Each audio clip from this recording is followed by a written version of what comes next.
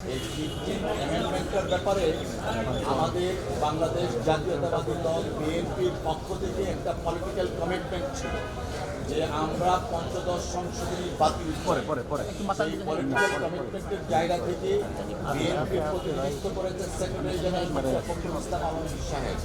ওনার মোকালাতনামার মাধ্যমে এই মামলা আমরা ইন্টারভিনার করি। আমরা যে কথাটা রাজনৈতিকভাবে এতদিন বলে আসছিলাম 15th অ্যামেন্ডমেন্টের মাধ্যমে বাংলাদেশের সংবিধানকে আওয়ামী লীগের গঠনতন্ত্রে পরিণত করেছে। আজকে মহামান্য আদালতের রায়ের মাধ্যমে তাই প্রমাণিত হয়েছে। 15th অ্যামেন্ডমেন্ট করা হয়েছিল আওয়ামী লীগকে চিরস্থায়ী বন্দোবস্ত এবং শেখ হাসিনাকে চিরস্থায়ীভাবে প্রধানমন্ত্রী করার জন্য। যে কারণে মহামান্য আদালত বলেছেন অবজারভেশনে যে 15th অ্যামেন্ডমেন্টে will of the people reflected হয়নি। বেসিক কনস্টিটিউশনের বেসিক স্ট্রাকচার যেটা আছে জনগণ সকল ক্ষমতার উৎস, সেই জনগণের সকল ক্ষমতার উৎসটা এবং রিফ্লেকশনটা 15th অ্যামেন্ডমেন্টে ছিল না। যে কারণে মহামান্য আদালত 15th অ্যামেন্ডমেন্ট টোটালটা আল্ট্রা ভায়ার্স হিসাবে ঘোষণা করেছেন।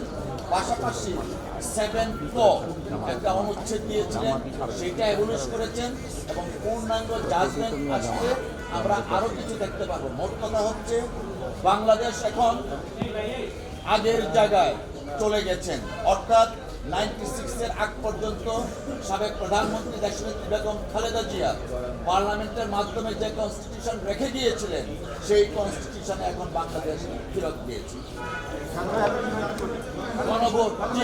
গণভোট প্রবেশ করা হয়েছিল, সেই গণভোটটা পুনরুজ্জীবিত হয়েছিল। ইমপ্লিকেশনটা হচ্ছে গণভোট কেন গণভোট থাকে, যে কোনো একটা কোয়েশ্চেন থাকলে মানুষ তখন গণভোটে যেতে পারে, যেটা আমাদের কনস্টিটিউশনে ছিল। শেখ হাসিনা ওয়াজেদ ইচ্ছাকৃতভাবে তার ক্ষমতাকে দীর্ঘায়িত করার জন্য গণভোটের ওয়েল অ্যাকসেপ্টেড বিধানটাকে তিনি অ্যাবলিশ করেছিলেন। আজকে তা পুনরুজ্জীবিত হয়েছে।